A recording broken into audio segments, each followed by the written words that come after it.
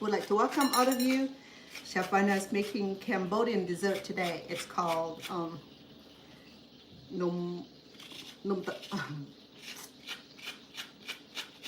Hold on, my Cambodian is gone.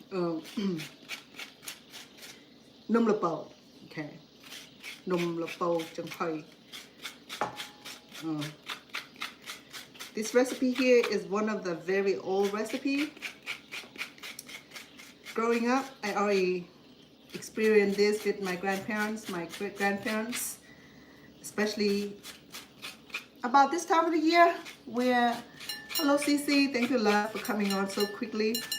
I know it's a little later, but I just got a chance to come on. The kitchen is clear. Just want to welcome all of you. Welcome my Cece, my YouTube moderator. Thank you Cece for time and dedications. I appreciate you kindly. And welcome all the TikTok. If you're on here already, please click follow. That way I can go back and return the favor. Okay. If we know that we here to support each other. If you're on my YouTube, please do like, subscribe, and share. I appreciate your support as always. So I crack the coconut today. Okay, so it's a little one. It's fresh. I sample the juice, which is very fresh. I'm happy with that.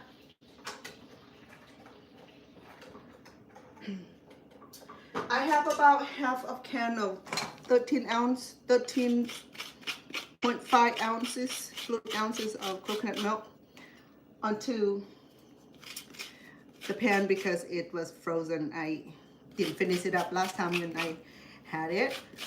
But I also have another can right here that I will dilute the flour today. Today we'll be needing a kabocha. So we resoluted that the kabocha would be the squash, okay? It is a pumpkin, but it's a squash. I don't know. I can't argue. To me, it's a pumpkin, but it's known as, it's called Kabocha Squash, but it's a pumpkin. It belongs to the pumpkin family. What do you think? Cece, a squash or pumpkin? You be the judge. But then American had all kind of squash also. So I can't argue with that, right? So if it's squash, then it's squash. I don't want to change anything. Don't want it to reinvent the wheels, anything. Okay, just want to welcome all of you, especially TikTok. And today somebody gonna send me some heart. Yesterday it was like so heartless. So like I can't believe that. You know what I mean? How hard is it to like, you know? I appreciate the heart and the gift, and of course, if you click follow and I have the chance to go on my page, and I typically very good about following you guys back and subscribe back to whoever subscribed to my channel. You know, yeah, the Kabocha squash. It's in the pumpkin family. I'm telling you, it confused me so much whether it's a squash or a pumpkin, right? I mean, in Cambodia we have different kind of pumpkin. Ours not yellow. It's rather greenish sometimes. Some of them have a little spot on it and almost like a crested gecko, you know, that kind of spot. But it had the very same quality. Oh, hold on, I lied. The American squash, American pumpkin, the kind that we use for Halloween carving. Okay, so that's good for pie, sorry, not sure what happened to YouTube. Sorry, Cece. I just got kicked out. Maybe the internet, I'm not sure. Yeah. Buffering? Okay, let me see. Let me know how that is. Sometimes my device sit on the little sidebar. How is it? How is it's better? Okay. Thank you. I know one of these days when I no longer one woman band, I have like cameramen who can be right here adjusting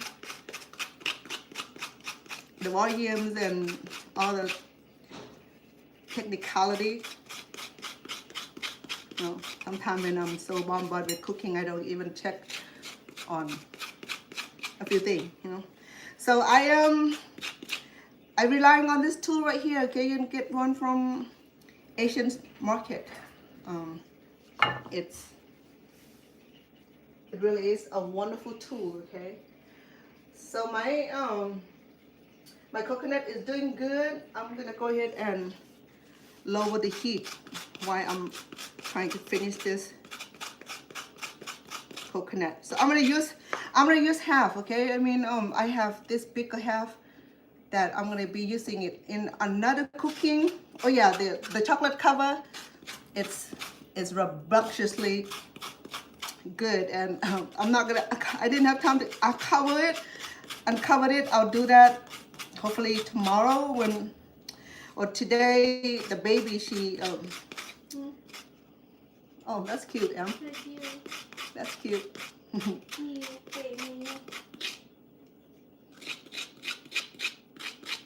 You ordered it? It just came today? No, I bought this sunset. Oh, nice. It looked good on you. I get this for you. Oh, you do? You. Oh, thank See, you. it's with you, right? Yes, it'll fit me. It looks small. Yeah.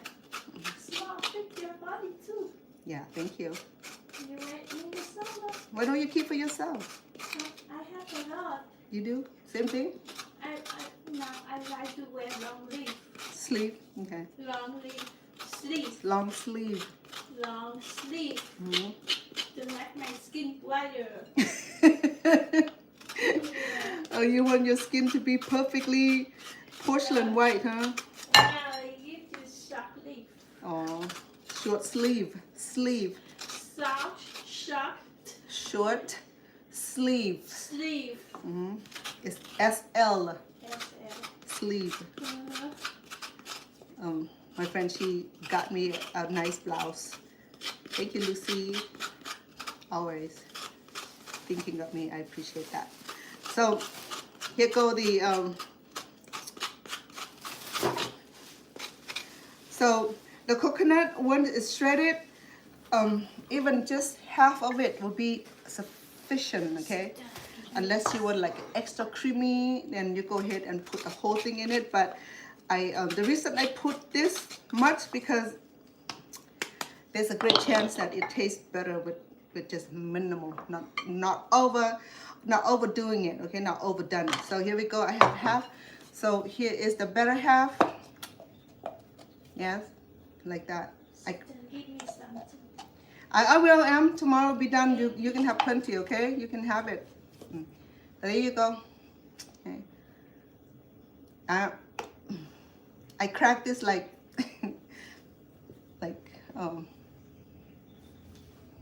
like professional now.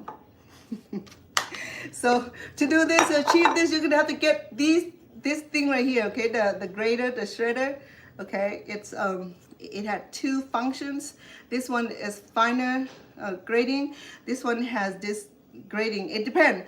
Yesterday when I did for the chocolate cover, I press it hard so it get a bigger chunk. Okay, if you want chunky, you have to press hard. If you want it a little bit finer, then go soft on it. To look at that. Okay, it's flaky.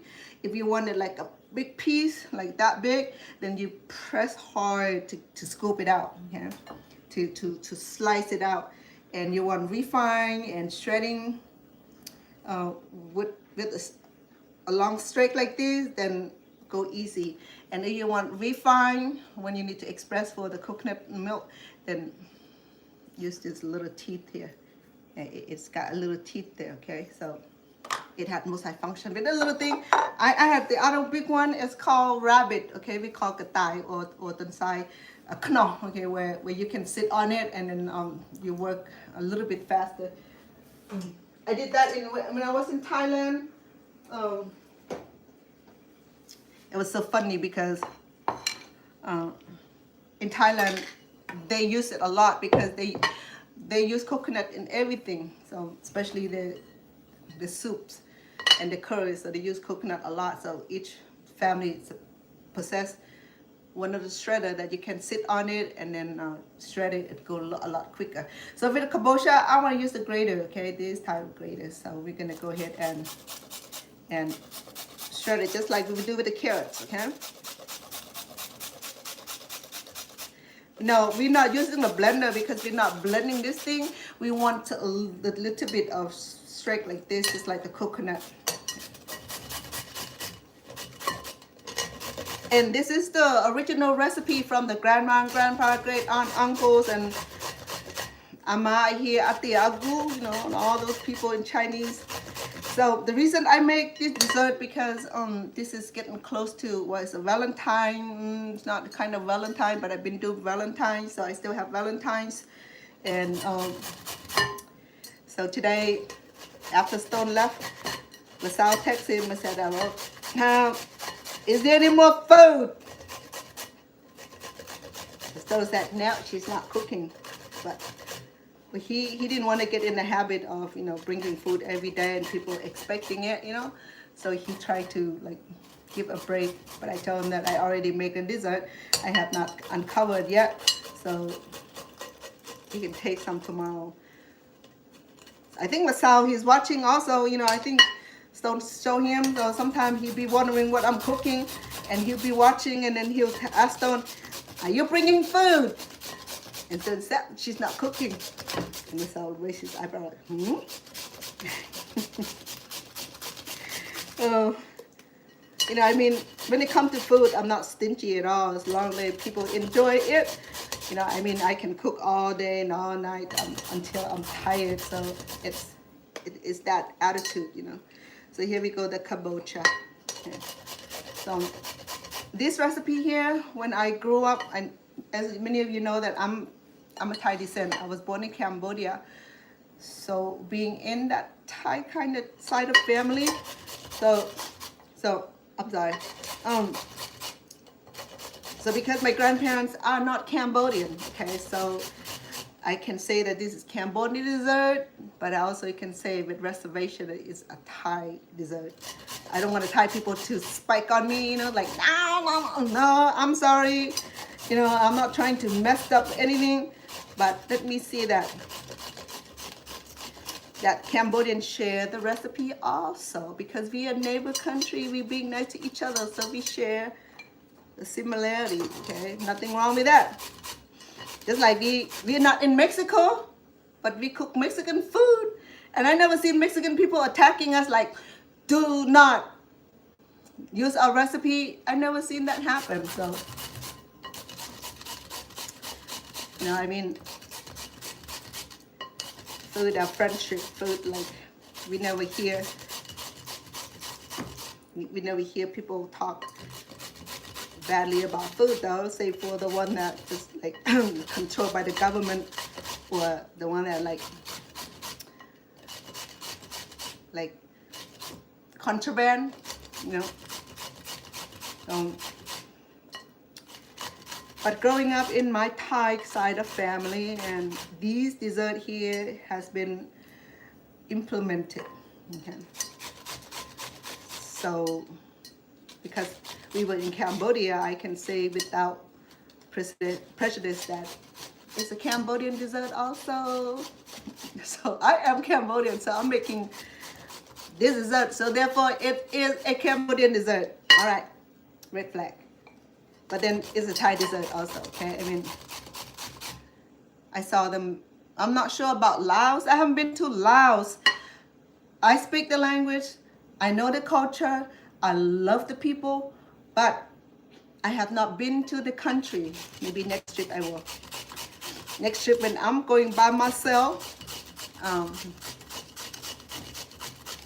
Last time I went with my mom, and my mom, she's not a happy traveler. She doesn't want to go anywhere.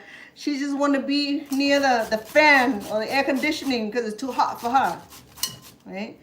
So I asked her again, are you ready to go another time, Mom? I said, well, if my health is permitted. And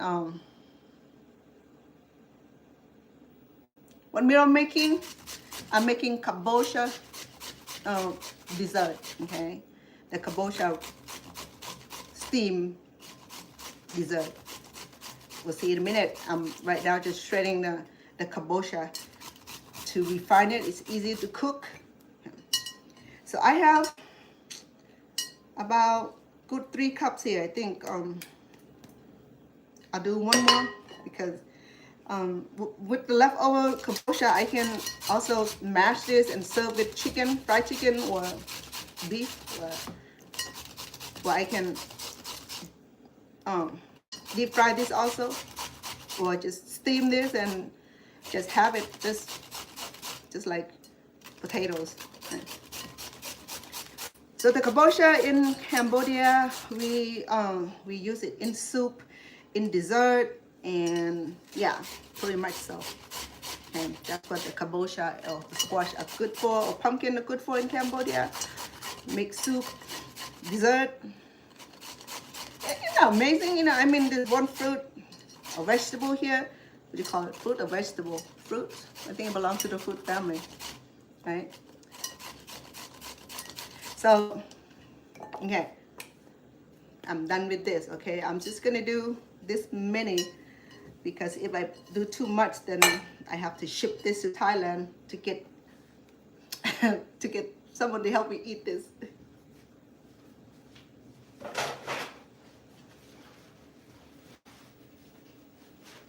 Okay, so I'm done with the kabocha.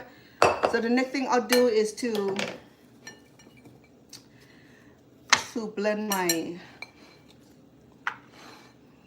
my flour, okay? So the flour today is combinations of sticky rice and long grain, okay? Because I can use the sticky rice by itself, but it'll be too soft. I don't want it too soft. I want my cake to be semi solid. Okay? So therefore, I'm going to be using about 2 cups of these.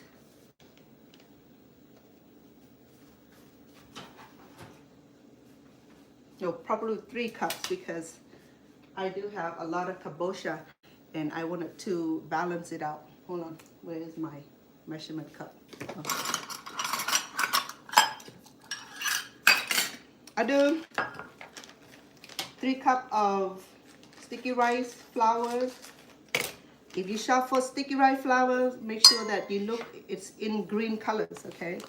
It's all color coded.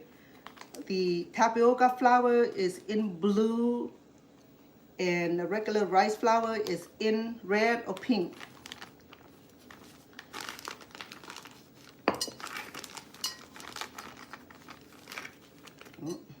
Two.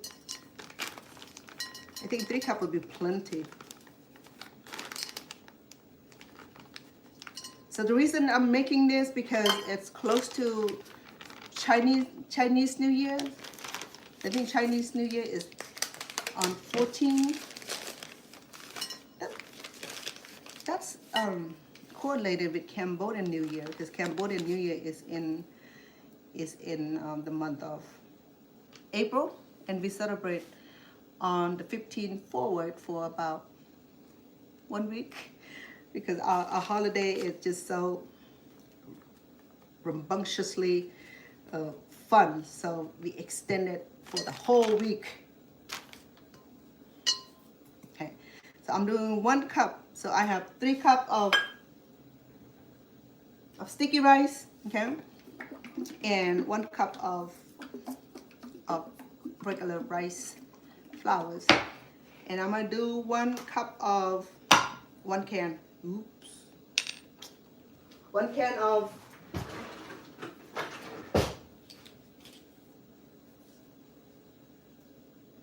of 1.5. Oh man, I broke the opener. Okay. To do this, I will need something to help me stir this. The reason I mix this, and I'm gonna pan fry it for a few minutes just to get my flour to settle in, so that way when I wrap this, my dough or my flour won't be running crazy on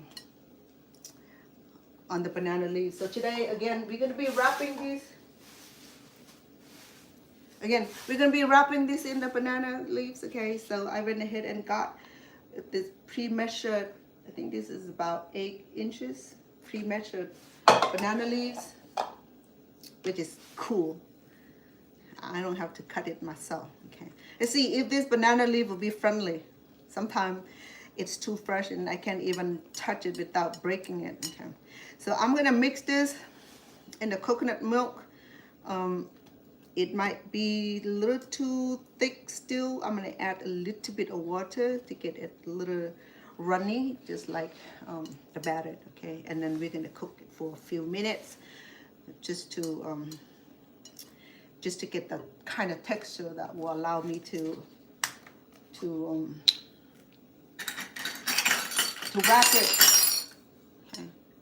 So this is first time I'm doing this. Normally I'll do it raw, and it's a little challenging, but it's workable. But I thought about if I warm this up for a few minutes and allow the flour to settle in, I think I will have better chance of, well, if it's not, let me see if I need or not, okay? So I did 1/4 cup. I'm gonna do another 1/4 cup, so that would be half a cup of water going in. I'm making note because I still have to write up this recipe. Because I don't have recipe for this, so I'm just gonna figure out the recipe right now. I make many of these. Like I said, when I make them, I don't have recipe for. But then now that you guys need it, so I have to measure it and make it make sense. Yeah. Okay, then you said it does not make sense, and yes, it does not, right? Until I put in a writing contractual a contract. Okay, so this is half of teaspoon, okay, of salt. We will need something. Okay, so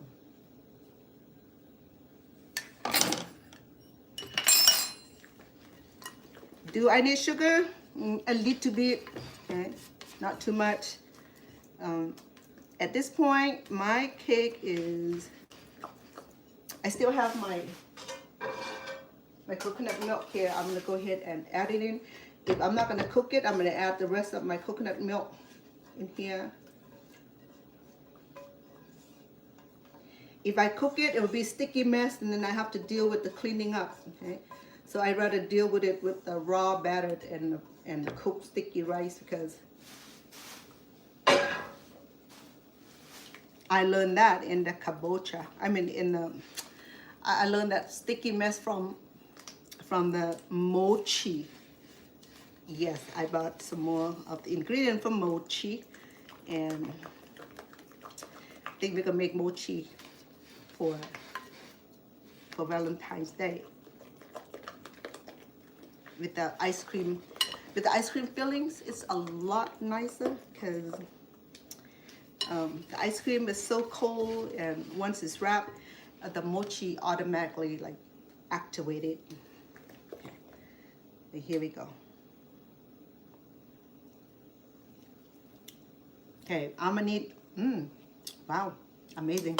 I haven't not even added sugar in yet. It's already tastes so good. Okay, I'm gonna add about, I'm gonna try half a cup first, okay? Just, I have the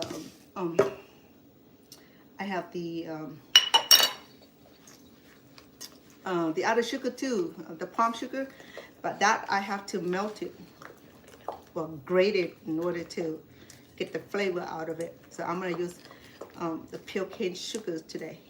Pure cane sugar. It looks good. I still have coconut, shredded coconut. I still have my kabocha. So let me make sure that this batter is well blended. Okay, I don't want any lump in it, because if there's a lump in it, it will not cook very well. It's going to be like a spot of flowers, which I don't need that.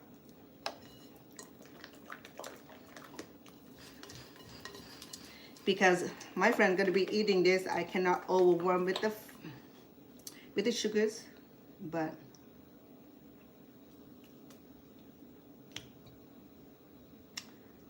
I do 1 more tablespoon, because once I add the kabocha in, it will dilute out. Okay, and I'm gonna go ahead and add our kabocha. So the recipe is very simple, okay, because this is ancient recipe. Those old people wouldn't wait for anything else, okay. They make it so basic is that anybody can make it. So there's go our kabocha. Okay. And to make it double pleasant, we're gonna go ahead and so I have about 4 cup of shredded kabocha. If you want me to measure these coconut, we could. So I'm estimate about 2 cups. Okay, 1. We'll do 1 first and see how it goes. If it's too flaky, I'm just gonna do at 1. But if it's gonna even out, I can go ahead and finish the rest. So altogether it's about 2 cups. Okay. And see what I'm telling? Because I work with coconut so long already, so I'm pretty much know half of the coconut right here is equal to 2 cups. Okay. But if you get a big one like I had the other day, so it will be like 2.5 cups. All right, and let me sample the batter again, because kabocha had a tinge of sweetness to it, but it's not so bad. Okay, it had this very nice flavor, natural flavor, but not noticeable. The kabocha had its own nice flavor. Okay.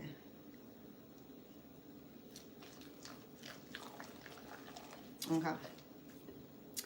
I'm gonna do some more salt, okay, because I didn't notice salt at all. So I'm gonna do about a pinch of salt. Oops, that's a big pinch. I don't need salt. All right. So notice that there's nothing else, okay? This is ancient recipe. Those people were not fancy with their recipe. So it's very basic, okay? Kabocha. Typically just a sticky rice, but I did that last time and it was kind of too soft, too mushy.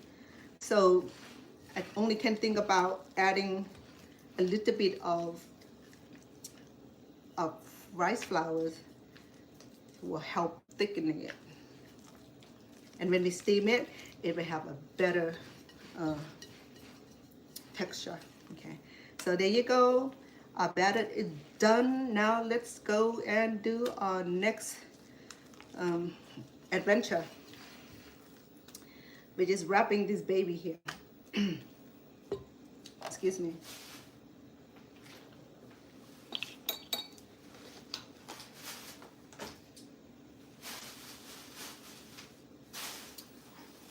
Okay, everything is blended very well.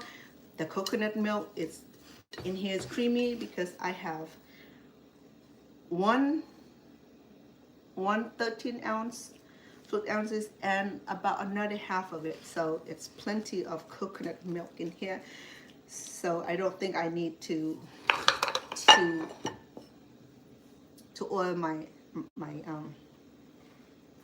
wrap. Okay, so I blanched the wrap and wash and blanch it really nicely already, so it shouldn't be residue nor drag or dust. Okay, so everything is done, completely done. So I'm gonna go ahead and wrap.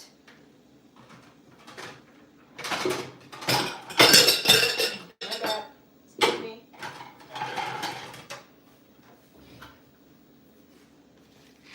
Okay. We'll need a nice plate to support it. Come on, man. So sometimes this fancy cut I dislike. Okay, so this today is very basic. Okay, it's not. I don't need to do the tuck in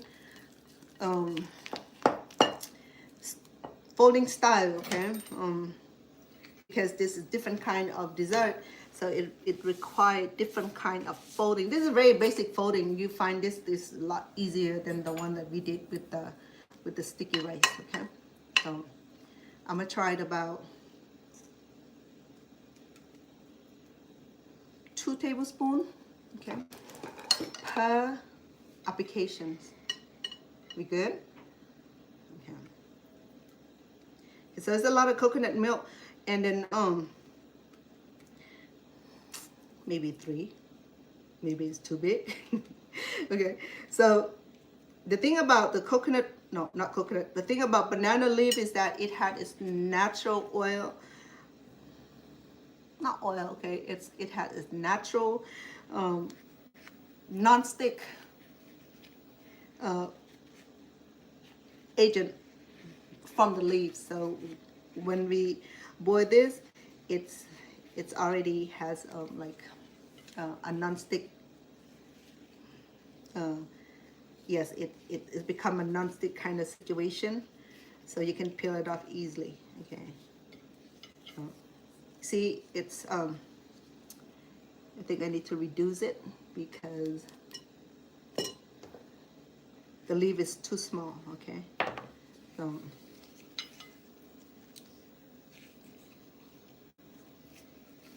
it's basic. Okay, but it does not need to tie up. But then when we steam it, we have to steam this side down, so that way it will sit on the seam of it, so it won't open up. So when the banana leaf is cooked, okay, it will it automatically flap in. It will form the little flapping, and it won't open as long as I fold it down. Okay, it won't open. It won't open up. It's just gonna stay nicely like these. Okay, let me bring my steamer.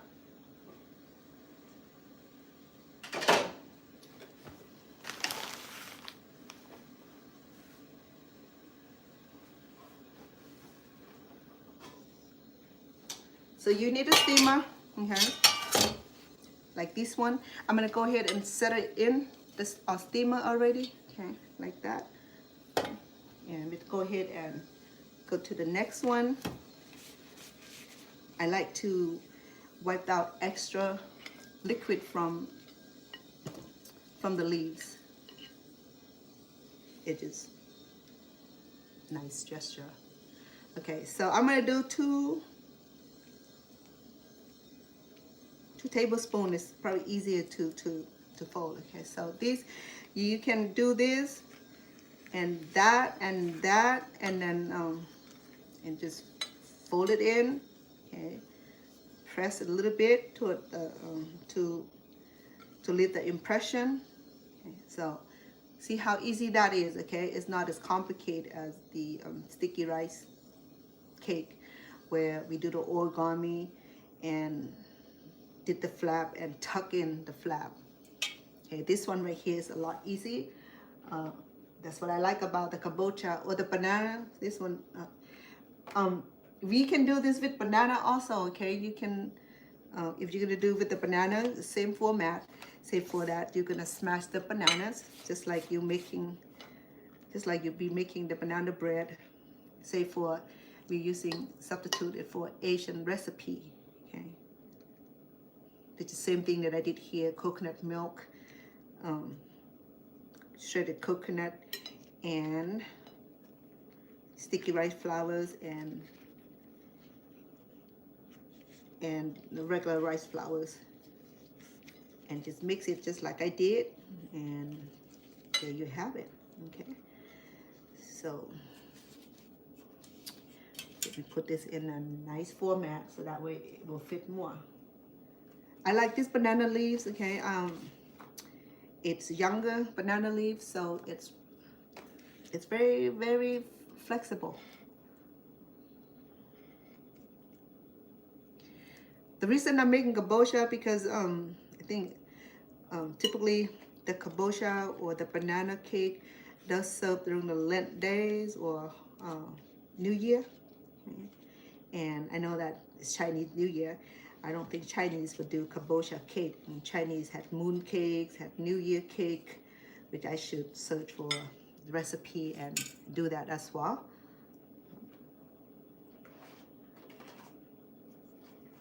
And why Cambodian New Year is in April? I had no idea. It's just that I think April is that it's correlated with the lunar calendar, where they believe that the end of the year is in January. It's the end of the year, or the New Year is in April. Hey, I'm just go with the majority, all right? And then the reason that Cambodian, okay, so we have Cambodian, Laotians, and Thai. These three nations here, okay, celebrate the same festival. In Thailand, they call it water festival. Cambodia is our New Year, and we call it Songkran. Okay, Songkran have to do with the water festival, because the reason that is water festival, it bring refreshness, because a lot of Cambodian are farmers, and in the month of April, where the farmers had chance to return to home base and just relax for about a month or two before they started farming again, because harvesting done in by the month of March. Okay, the harvest is done, all the grain collected, and save it in the silo, and sometimes send it to the market. And then the month that the farmers are not farming, tilting the earth or seedling, and then the farmers be home with the family in the village and enjoy. That's why they celebrate New Year for so many days. Okay, it's not like in our country, and we celebrate like Christmas Eve, Christmas, New Year, Happy New Year, and that's it, become old year. Soon as February the 2nd, it's automatically turned old. So we don't celebrate beyond anything, because we don't have the time. But Cambodian people, no, they celebrate with the dance, with the concert, with the movie, with the big screen outdoor movie, with the concert, endless dancing, and it's a big festivity. And that's how I remember it. I don't know how to celebrate there this day, but I just know that now that everybody, a lot of people would meet at the Angkor Wat, and they have some sort of festivity going on. But certainly the water festival, if you have iPhone, make sure that if you visit Cambodia in the month of during the New Year, which is, they started early. Sometimes they start like on the 9, 10, 11, 12, 13, 15, 16, 19, the whole week. Here in America, they started early because they wanted people to enjoy. Some of them travel from places just to attend the Cambodian New Year. So therefore, they extended as many days, and that allowed the temple to receive the blessing of donations, so that way they can have the money to operate within the compound, or repairing or building or what have them. So New Year would be like the time where the temple will be able to benefit from the donation, because Cambodian, during this holiday, people make generous donation, because it's their religion, it's their practice, it's their faith. So they see the need for making donation to the Buddhist monk, because they know that Buddhist monks do not work they do not have a clergy work like us. They cannot work. The Buddhist monk, when they put on the saffron, the yellow robes, they become monk, or they become priesthood. They cannot work. Okay, they only get donations. If they get invited to the funerals or to functions or the wedding, and then the faithful member would donate the money, okay, in the envelope. The monk cannot charge them how much it's not like in some Christian faith where you pay tithing, you know, it's a certain percentage of your earned income. So in this one right here, it had a leakage.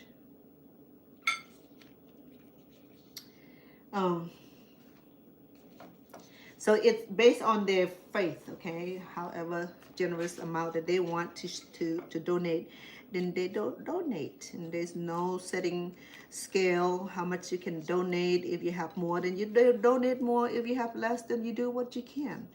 But then the members already know the responsibility. They don't have to be asked. They don't have to be asked how much to donate. Once they step in the compound area, they will already know that, you know, making donation would be a blessing for them. They'll consider a merit because the money will go toward restorations or buildings or building and the thing that they need to upkeep with in their religious compound, you know, their monastery. They might need to build the temple, they might need to build their monastery or stupa, or the cost of living of the monk, because they're not working now, so they rely on generous donation from their faithful member.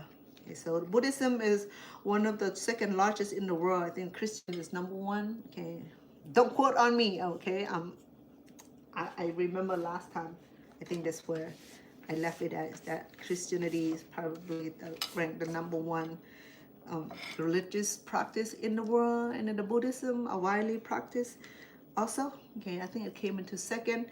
Don't quote me on it, okay? You always can do your own research and you can quote me wrong. Okay, so I'm just sharing with you. If it's not come to be the second, might be the third, or it might be the number one now, I'm not sure, okay? But I know that Buddhism is widely practiced in many Asian countries. Okay?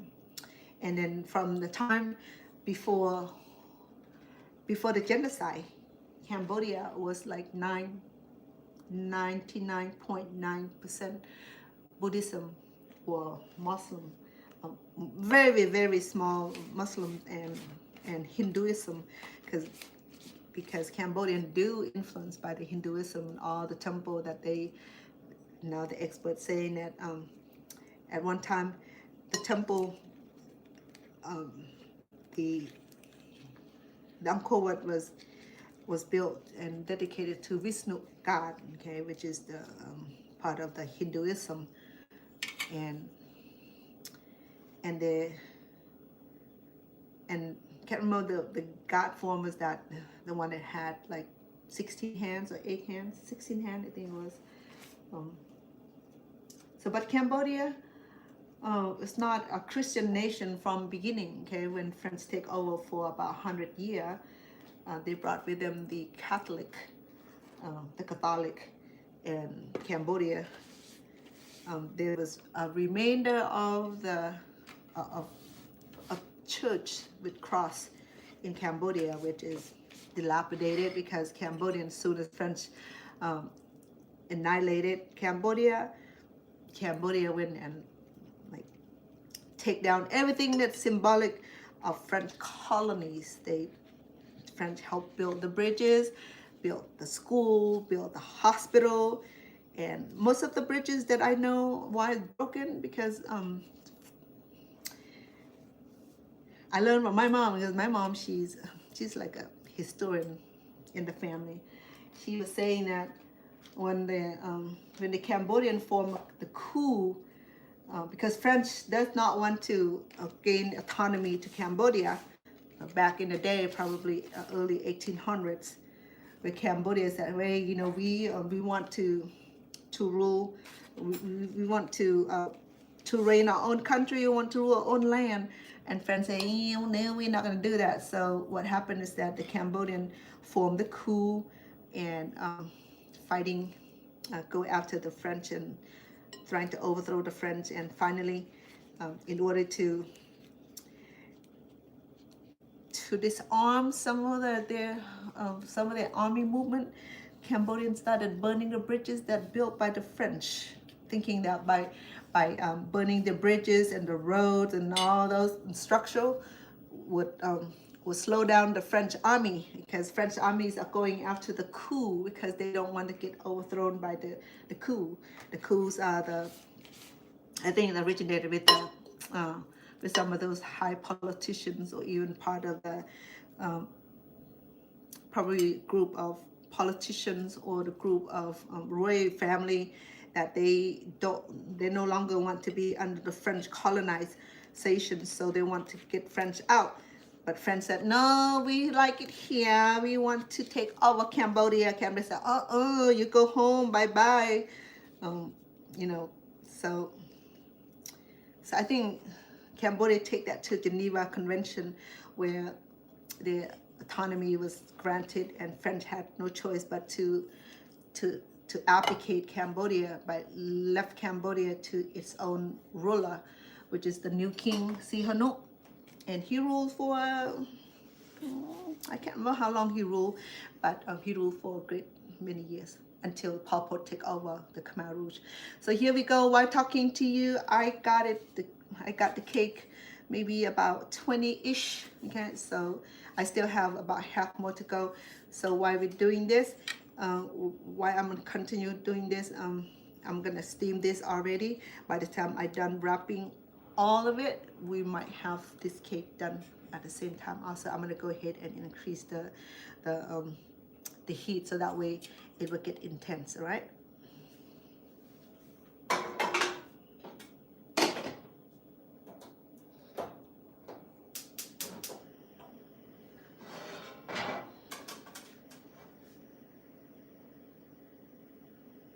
So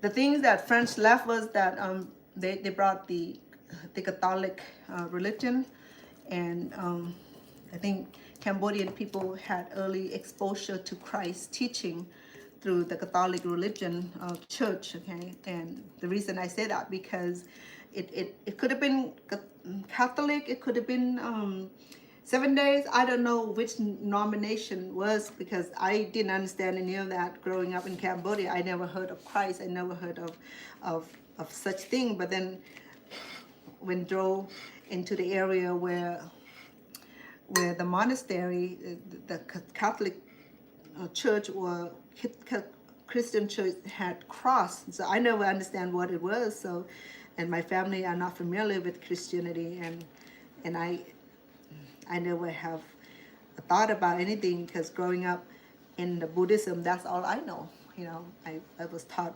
about Buddhism early. My mom always made sure that she got me to the temple or the monastery and worship for her, because my mom has a little one, and she never gotten to go anywhere because my little sisters can tank her. She produced some cantanker kid, the kid that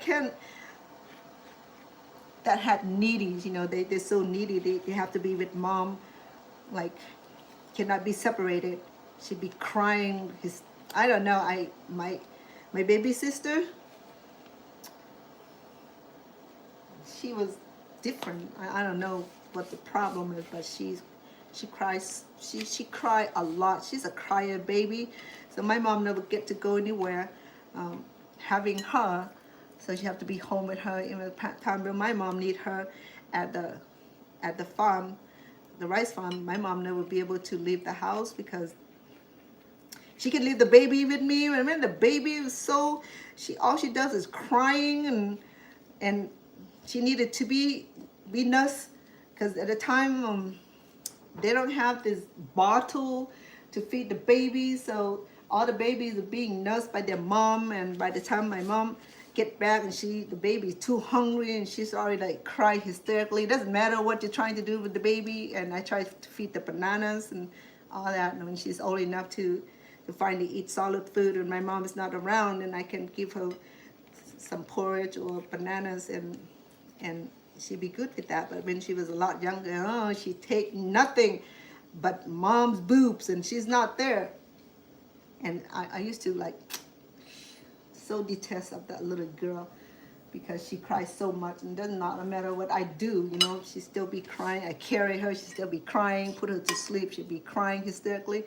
I remember that little girl. I was telling her the other day that you're the most difficult child ever. And I was babysitting, and she called me one day and said, "What are you doing, sis?" I'm babysitting some kid. I'm babysitting a baby that's like very pleasant. And I remember babysitting you. It was not pleasant at all. So being a second oldest, and I was taught early responsibility that become second mother in the household, because my mom need to be out working with my dad in the field, especially during the harvest season. If we don't harvest on time, so when the Wi-Fi come, the whole farm, the whole rice, the whole crop would get burned, and that'll be it. You know, that whole year. When the crop get burned down, or if the crop get eaten by the elephant, because when the elephant herds come, they eat everything, and you're not gonna go near the wild elephant, because they will kill you. They will smother you like, you know. So, yeah. So in the day where elephants are everywhere, especially the wild elephant. So when they come out and feast themselves on the land, on the farm, they come in like a big herds, and we will not go near those elephants, man. They're mean. They eat your crops, and they will not want you around to like chase them away. They're not gonna get chased away. They're gonna eat every grain of rice in the field until they get so fat up, and then left whatever they left us, and then that's it. So that's why when the crop is ripened, the people in the village would start working early to collect the crop and take care of the crops, and so that way when the elephant come, the elephant just feasts on the stubble or on the hay, and yeah, that's what I remember in the day, you know. And then my grandfather, he has a domesticated elephant. Sorry, this one broke. So I think I talked about that already. So it was why they were one time white elephant, but then Thai people or Cambodian people didn't know how to gather the herds, gather the leader of the elephant. Okay, so there's like the grandfather of the elephant, that like leader of the herds.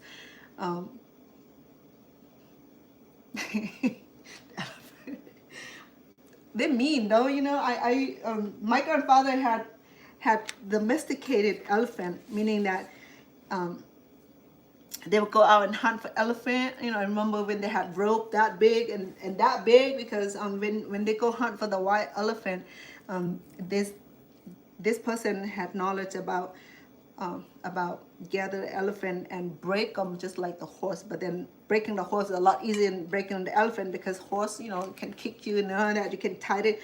But elephant, you have to chain it. You have to have the right kind of individual who know how to deal with elephant, you know, and then everything will be fine deadly. And you cannot just send any villager to go hunt for the elephant and bring the elephant home in the big rope thinking that he's gonna follow you. No, it's not like that. Elephants are smart animals. They are not about to be hunt or bring it home to break in, you know what I mean? To break in the elephant, I don't remember the process, but then it was a long process to break in an elephant. I remember that they have to chain him from back to front. It's like a very animal cruelty kind of thing. But then, you know, at the end of the day, it's Hakuna Matata. No one worried about breaking anything. Oh man. So the reason that they do that to the elephant and they break them, so that way they can train them to help with the farm hands, with the if they're into the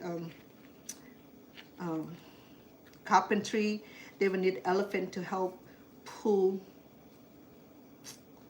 Got a little bit here, yeah. Help pull the log, and mostly I just pull the log, the big log, and they did the heavy toil. They did all the hard work, the elephant, you know. I mean, it's kind of cruelty now, where in Thailand they ban ban Thai people from hunt elephant. They become distinct.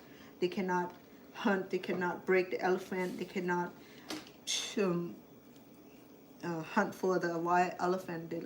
They are being conservator in the conservative now. I mean, being conserved, and they're being protected now. So they are not allowed to remove the elephant from the natural habitat.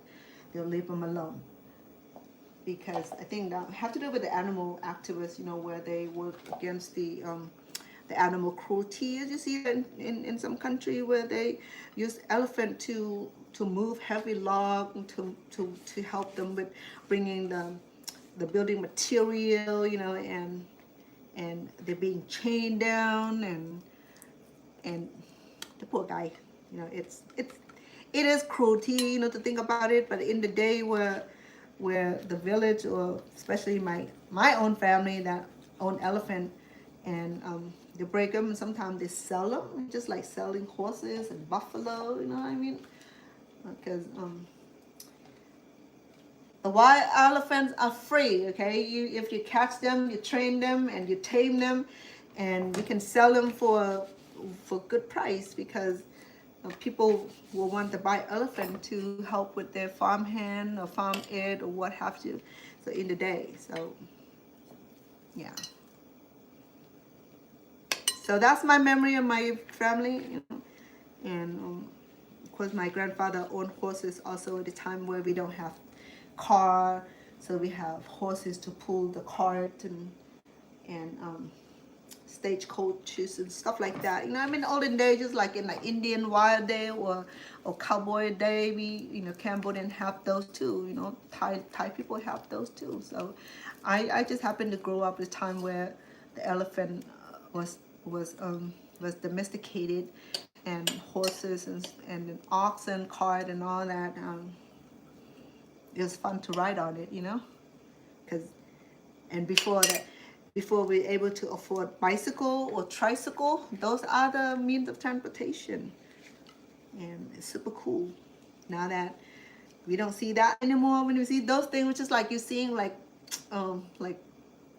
now when you see the oxen cart or cyclo or any of those hand cart thing,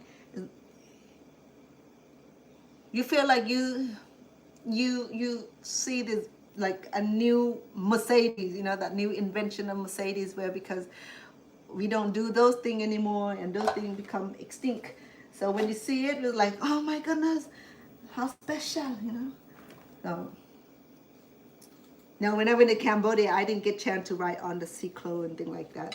This one had a little hole. Let me see where the hole is. So in Cambodia, there's a song called cyclo. It's a really nice, jerky song. It's very popular. In fact, it's said about the joy riding through the market and watching the ladies sit in squatting position, eating her fruits. It's kind of feminist kind of description where men in the day had nothing to do but comparing themselves with women, and the song written about the cyclo. Well, I thought I patched this good, but let me see. So growing up in Cambodia, I have so many fond memory, which is this time where I am surrounded with both sides of my grandparents on my paternal and my maternal grandparents. So it was a big family. And when the Khmer Rouge taken over, most of my great grandparents already passed away. I remember when my mom and dad and my grandparents cremated their parents,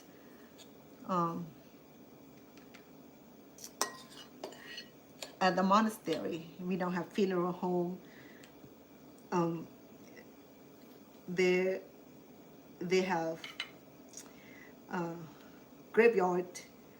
It's kind of scary. It's not fancy like American, where tombstone, headstone, and all that. But then in our country, if they were born in a rich family, they built stupa, which is the little JD, they call it JD. It's they call it spirit home. So they built those beautiful JD. If you go to Thailand or Cambodia, at the monastery, you see those beautiful stupa where they kept all their ancestor remains in a nice keeping place. And I did that when I was in Thailand last year. Spent a good amount of dollars, get the stupa building for my ancestor. My great grandparents, my great grandparents were buried in Cambodia, and they didn't get chance to return home to Thailand. Only my own grandparents got chance to return home and be buried being cremated in Thailand. And when I went last year, all my mom wants to do is to be able to go home and return to her parent land and build a stupa for them. And with the help, well, she relying on me to help her with the process. So send the money home to my uncle, and he already purchased the stupa and hired the workmen to put the stupa together and build the base and the foundation and place the stupa and cement it up nicely. And once it's done, it was dedicated and deposit my grandparents' remains and my family remains. It was a big stupa, it's roomy, it's beautiful. I had that on my videos a long time ago from last year in August or in July of last year. So you want to see what stupa look like. So spend a little bit of money on it, but then this is going to be something that that my mom want for her parents. So when her parents died, her dad died, she was in a refugee camp, and we were not allowed to leave the camp to attend a funeral because my grandparents had returned home to their homeland. So they weren't in the camp like us. And then when her mom died, she's already in America, so she didn't get a chance to attend her mom's funeral neither. So it's been like over 40 years since she left Thailand from the refugee camps. And then she told me that she wanted to return home to her parent home and build stupa and bring in all the remains that belong to her mom and dad and her brother and the rest of the family members, and deposit into a beautiful stupa. And we purchased the land in the temple ground and secured it with the certificate and stuff like that. And the stupa stood nicely, and it's going to be, it belonged to the family.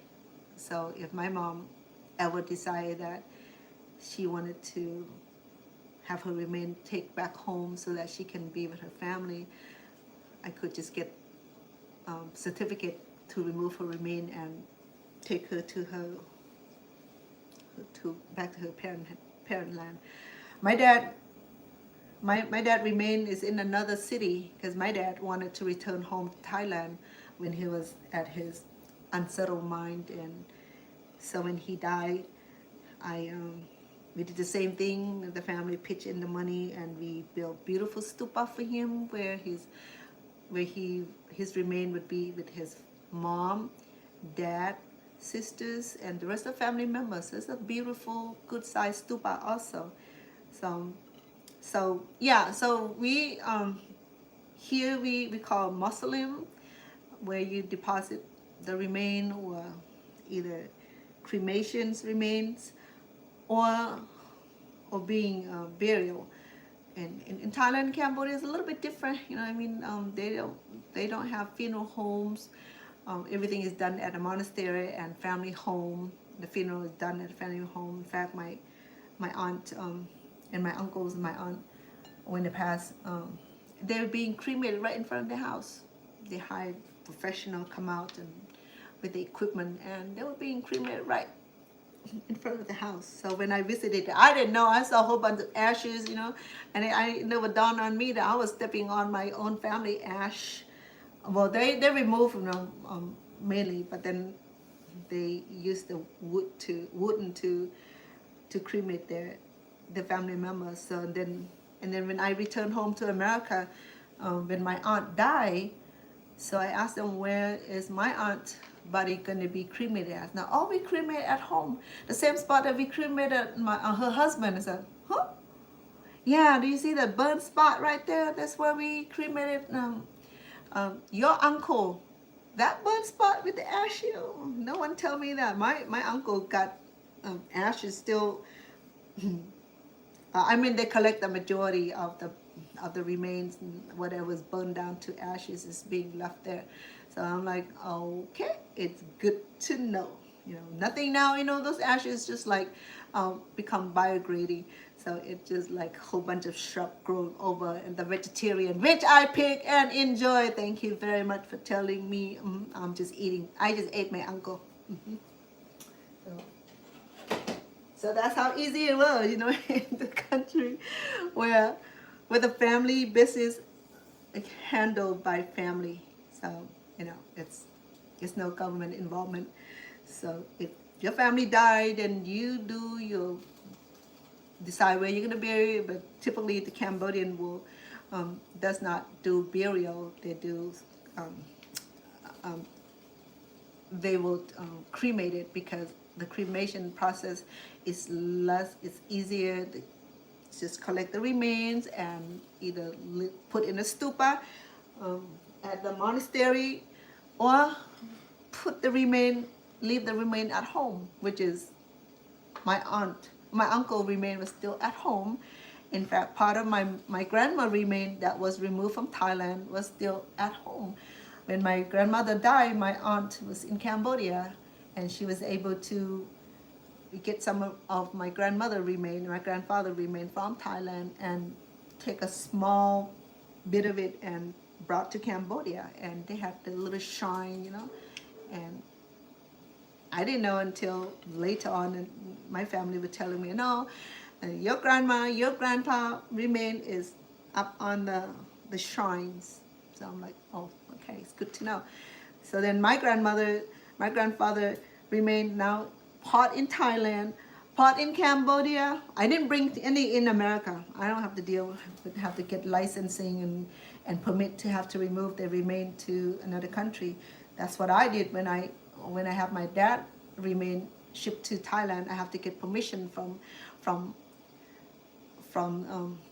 Thai embassy, okay, and had to get a legal document to transport his remain to another country, and specifically where it's going to be deposited at. So it's like it's a legal binding. So it's a lot harder, it's a lot easier just to send the whole body and all that technicality. So that's where my family are. They want to go back to their family's estate or their family land. So I make it happen. I asked my mom, what do you want to do? Mom said, I don't know. Maybe I want to be with my family. So, okay. So when you do Gone Beyond the Rainbow, then I'll make sure that I get all that taken care of. You know what I mean? It's just the family thing that we do for each other. And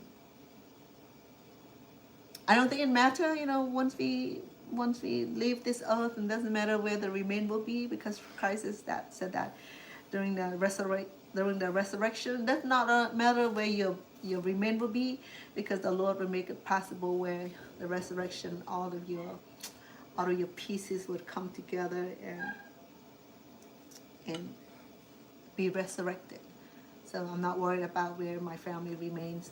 They don't believe in that. They believe in Buddhism. I believe in Christianity.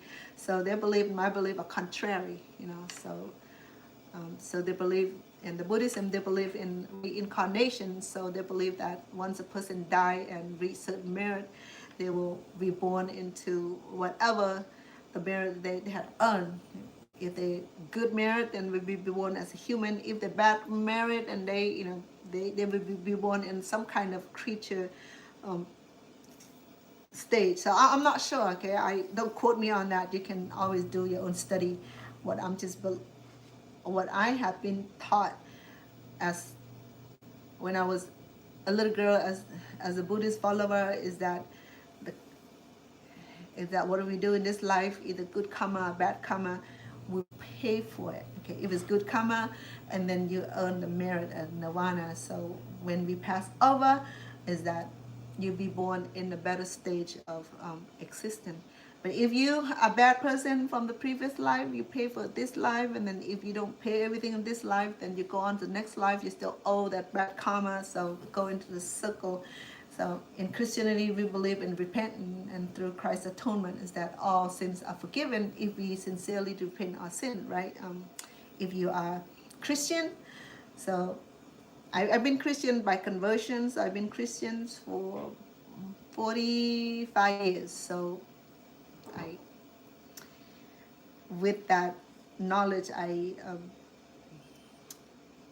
learned about the resurrection, and that's what made death become more acceptable for me. Though I'm still melancholy about losing the family members, but I know that they in better place in the hand of the Lord, and that they waiting to be resurrected one day, so we'll meet them again one day, not in reincarnation formal form, but will be in resurrection form. So what I learned in the Buddhism is that the teachings are great. Okay, the philosophy are great. It taught us endurance, love, respect, and benevolence.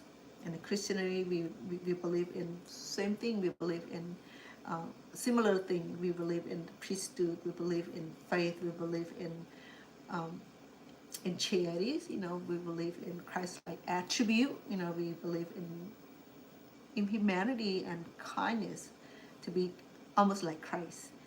Okay.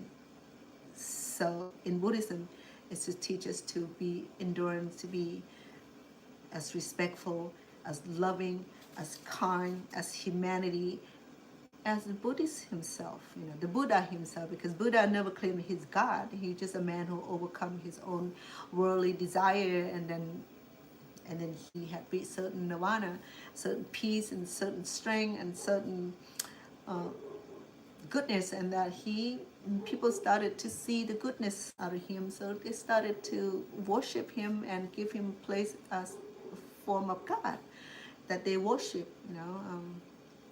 Christ, he never claimed that he's anything but came to redeem the sin of the world, and by laying down his life, and by come to him in contrite spirit and repent in every bad deed, and then allow him to forgive us, and then we should be good as an individual who ready to be with Christ. So with the two religion, it allowed me to see that whether Hinduism, Muslims, Buddhism, Catholic, Confucius, or if Christian itself, it teaches that the goodness, okay, the merit, the kind, the generosity, the charities, and all that. It does not teach us to be bad in any form or any kind of infringement. But human error is what make it worse for any kind of religion, because human will go above beyond and make things worse for everybody. But Christ himself, there's no substitution for, and if we follow him sincerely and in a modest way, and there's a blessing to come with it. Same thing in Buddhism. If we live in a life in harmony with nature, with him, with the teaching, and same thing happen. The blessing happen, because the blessing come whether it's come from Christian God, or from the Buddha himself, or from wherever the beliefs coming from, the supreme being. It always come, because we have faith that it'll come, whatever faith you believe in, and then it'll happen. okay, whether it's from Jehovah himself or from the Buddha himself, we don't know. We just know that we don't need to question, we don't need to be blasphemy about it. Just being truthful, just be loving, be kind, and be loving. Don't have to be anything but loving and kind. And just like CC did to my channel, come on as a stranger one day, and when she see how things are starting to, people start to act crazy on my channel, and she said, oh, no, you do not treat her like that, okay? So she came in and helped me facilitate.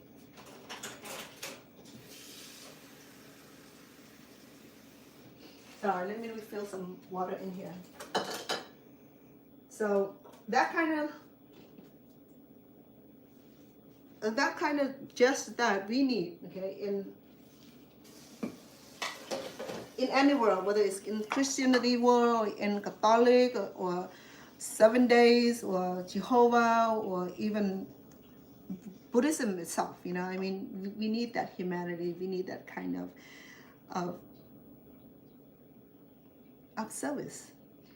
When we be kind to each other, we in the service of God, we in the service of Buddha, or in the service of whatever God form that you believe in. Okay, so just do a good job at where you at. Okay, so as for me, when I learned about Christianity, it was a new level of faith, where I relinquished Buddhism. At the time, I think I told a story. Came to America. It was just, at the time, the Buddhism church was not available, and so the Christian came in and just adopted me into the Christianity. So the amount of support from the members, from the clerk, from the members, from the bishop, from the leader of the church impressed me. And then when I learned about Christ, then and that impression have stayed with me, and it's unremovable.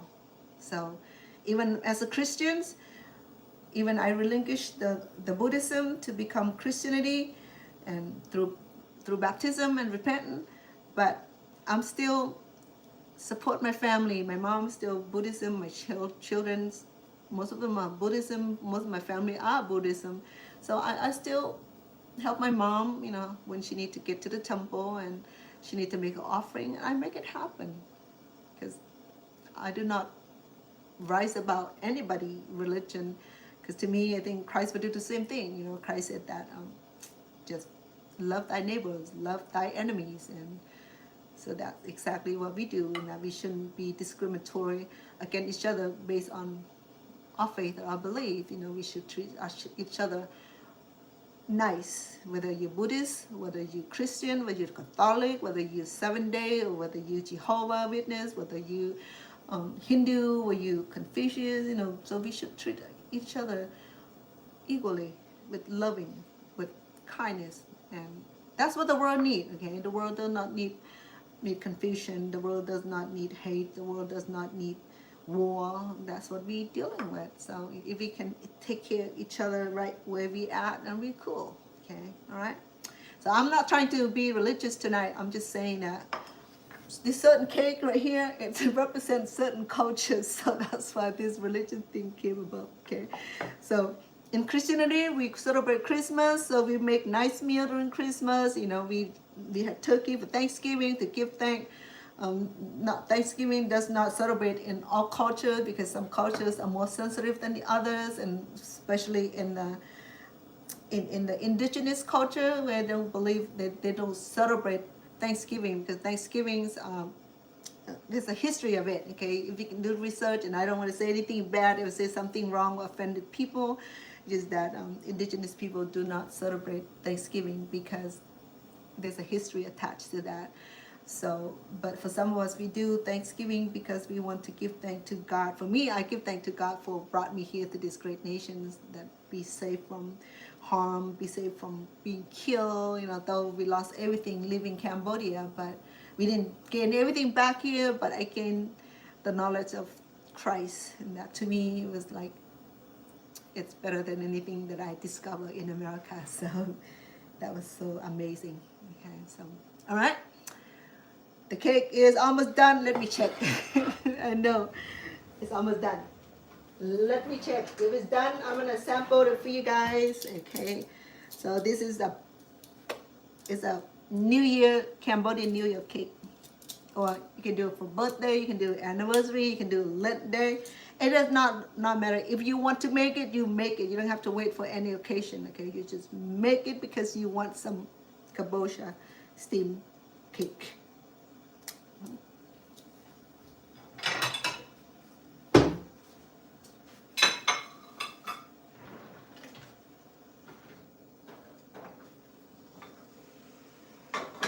Okay, let me fill up one more cup of water.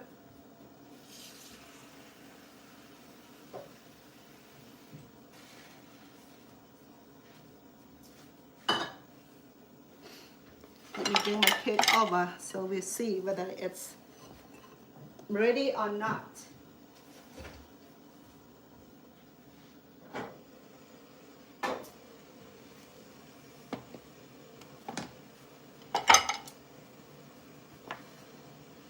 Oh.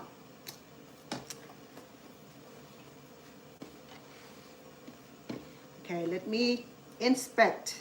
Oh my goodness.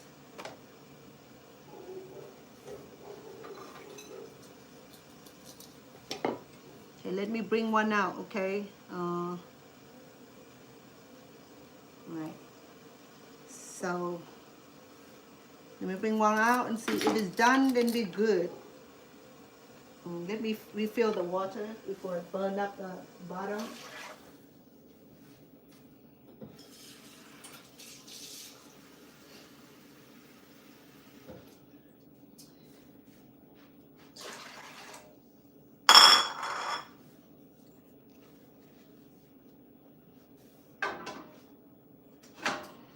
Okay, let me sample this. And if we're done, then we are good to excuse for tonight.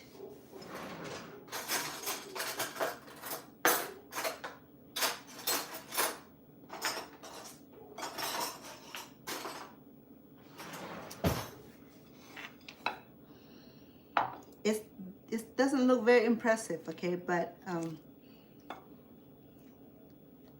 it's the flavor that counts, okay.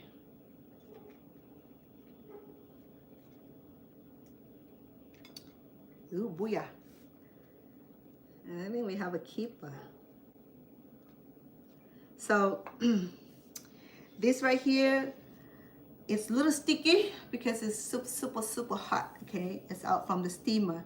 So it's still sticky, but tomorrow morning, once it cool down, okay, it'd be easier to peel, and the cake gonna be a little bit hardened, okay? It's gonna be solidified. So, but to do this, let me show you. I think the cake is done. It smells very pretty because the kabocha itself, it had a beautiful aroma. Okay. And then we had the aroma from the banana leaf itself, because the banana leaf have this nice aroma from it, okay?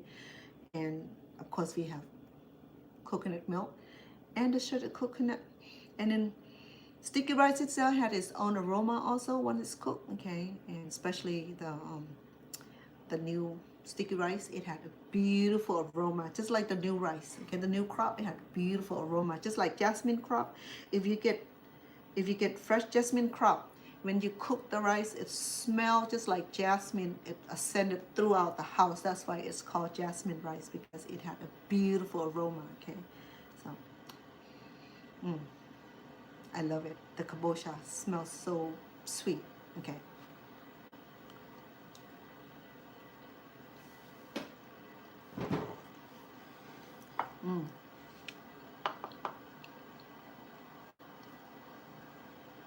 It's not super sweet.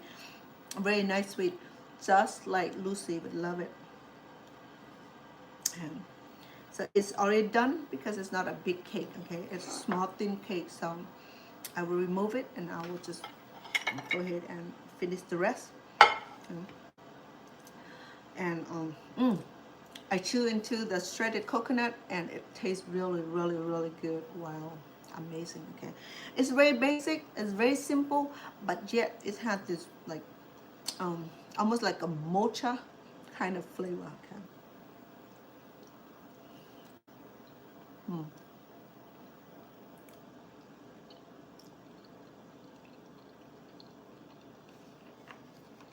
Like I said,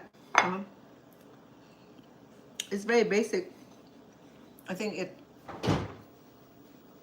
even more basic than pumpkin pie, huh? Right here, maybe a little bit of whipped cream. That'd be great. And perhaps a cup of coffee or a cup of favorite tea would be nice. But tomorrow, you see already it's oily, because that's just because the oil from the coconut milk. So it shouldn't be sticky. Tomorrow it won't be sticky because the cake will be hardened. Okay, so it'll be solidified. So it's just gonna peel off easily. Okay, but tonight it's still sticky because sticky rice is sticky. It got his middle name, Sticky Rice, so it's not playing around.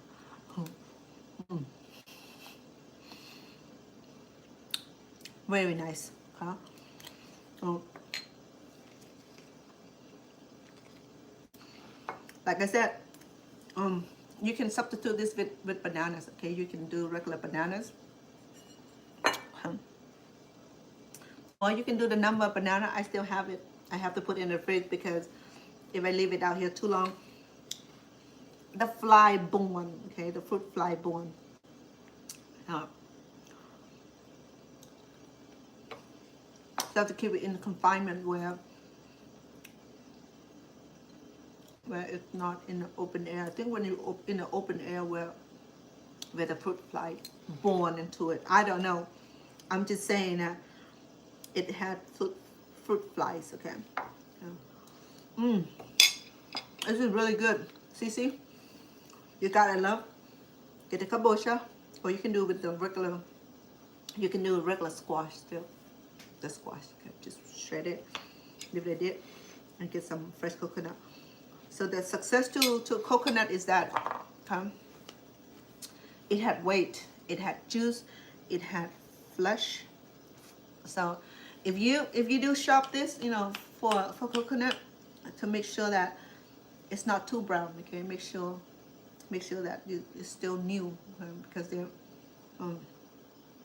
if it's too old, it gets stale. And when you crack it up, and just the juice, you taste the juice, and the juice tastes a little funky, tastes a little stale. You can tell when it's stale, okay? Because fresh coconut will be nothing but the nice fragrant, aroma. It shouldn't be funky, okay? It shouldn't be moldy, and so if you do select for, make sure that it's not too brown, okay? Because it's too brown, it's been on the shelf too long.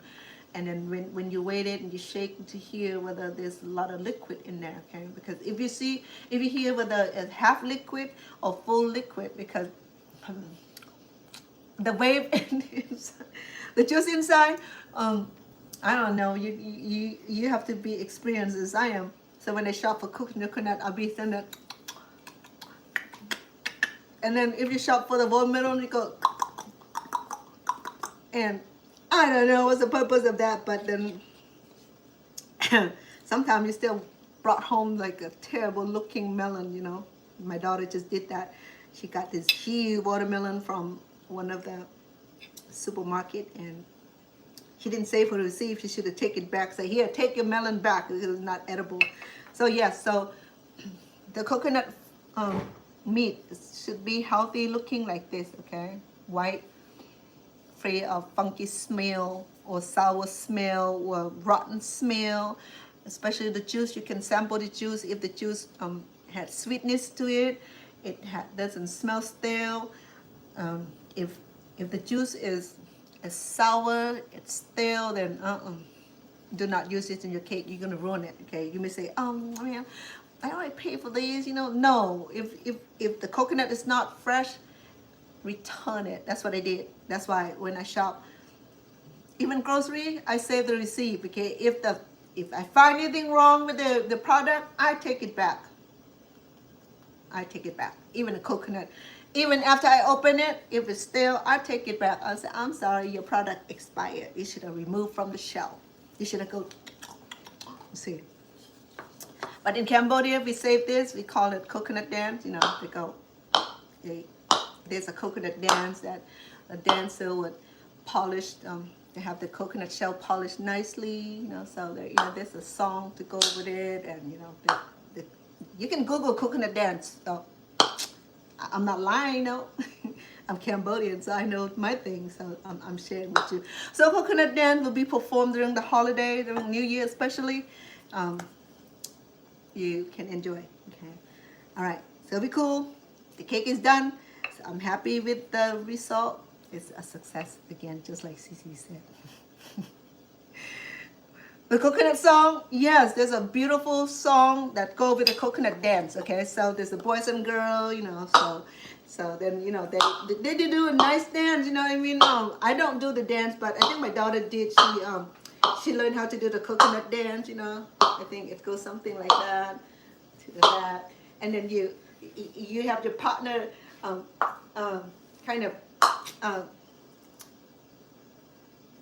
What do you call it? But dance to it, you know, and then the dancer would like hand out the coconut shell, and he will poke into it, and do the same thing. There's a nice rhythm, you know, so they go something like this, something like that, something like this, and down to the partner, back and forth, around. So it's a beautiful, check coconut dance, okay? It's a beautiful dance. So I know that there's plenty on YouTube.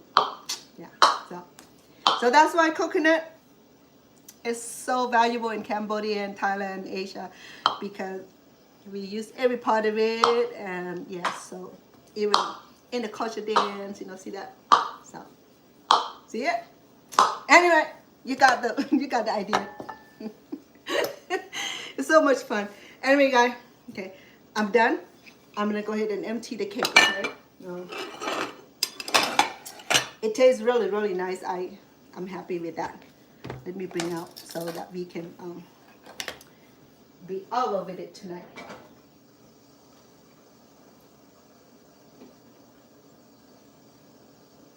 Okay, so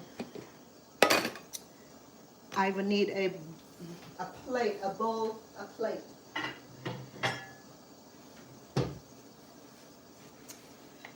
Okay, I still have some of these. The one with the holy hole. Okay.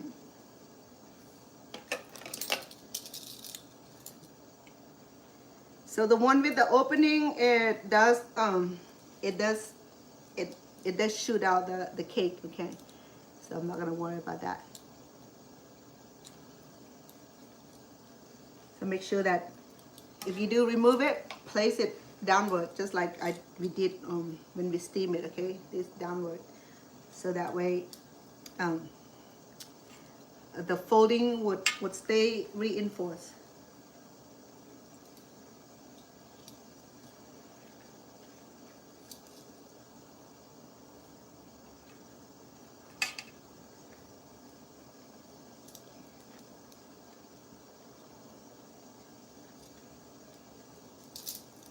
Tomorrow I promise that I'm gonna have the chocolate cover short, okay? I already have it. I just need to get my attention to it.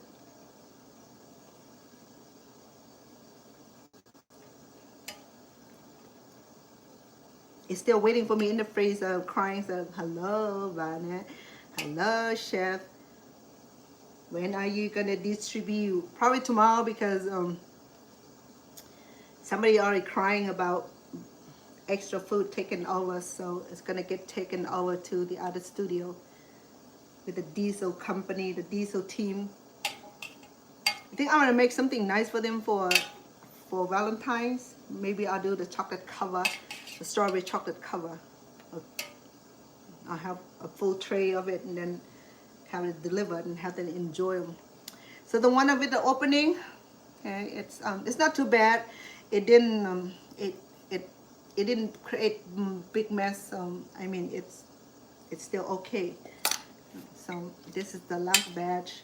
Then I won't keep you long. Okay, let me do this and then we should depart for tonight.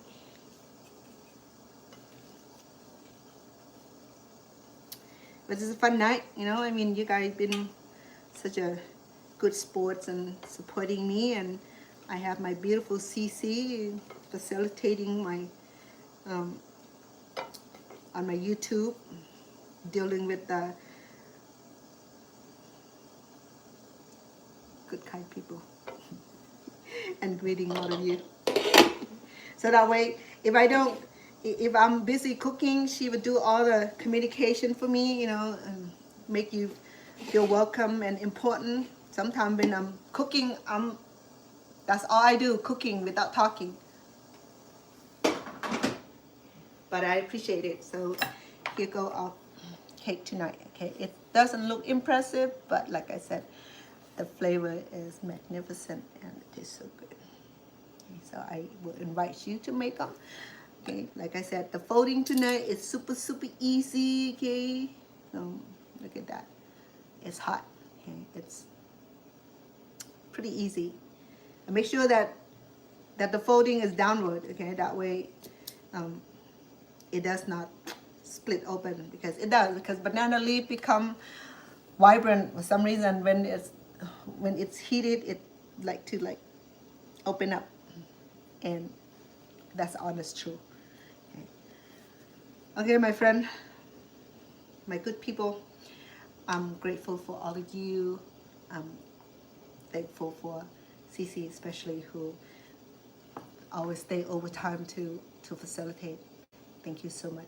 If you're here, I would give you all the sweet, yeah, and that's how much I appreciate you. I appreciate all of you too for being here too, like subscriptions and click like and follow, and really thoughtful. Okay. And tonight is the Kabocha sticky rice steamed cake. Is done. It tastes delicious. It's so easy, simple. I will leave the recipe on the YouTube subscriptions, so you're welcome to check it there. Minutes it's load up and have chance to go in and plug in all this recipe. You already have instructions, so you're good to go. If you want to try this Cambodian Thai dessert, then you're welcome to. Okay, it's so easy. All you need is a banana leaf, the kabocha, or the pumpkins, or squash, and then sticky rice, and some shredded coconut. And you don't want to shred yourself, they have the frozen one in the frozen section in the Asian store only, not in American store. I'm sorry, they don't have them, and that's honest truth. Okay, and then that's it. We are done. And again, thank you so much for your loving support, Cece. Good night, love, and until I'll see you the next time. Okay? Oh, the coconut dance, you like that? Honestly, check it, okay? It's a fun dance, you know. I mean, there's a beautiful rhythm. You got little, especially the little one. Okay, I love the little one because the cute little boy, little girl doing a coconut dance, you know, and dance to the music and the beautiful rhythm, and you know, and back and forth, and to your partner, back and forth. So it's a beautiful, it's a culture dance. It's a beautiful culture representation, and yeah. So that's why when I see this shell, it reminds me of coconut dance, and I'm trying to save so many time, and I said, now I've got sick and tired of this, and then sometimes I turn into a planter, just, you know, drill some hole, and then clean up nicely, and put some dirt on it. Even you can grow orchids on this, okay? Because in Thailand and Cambodia, they use coconut husk and coconut shell to grow beautiful orchids. All right, until mañana. Okay, thank you so much. You've been so kind. And good night.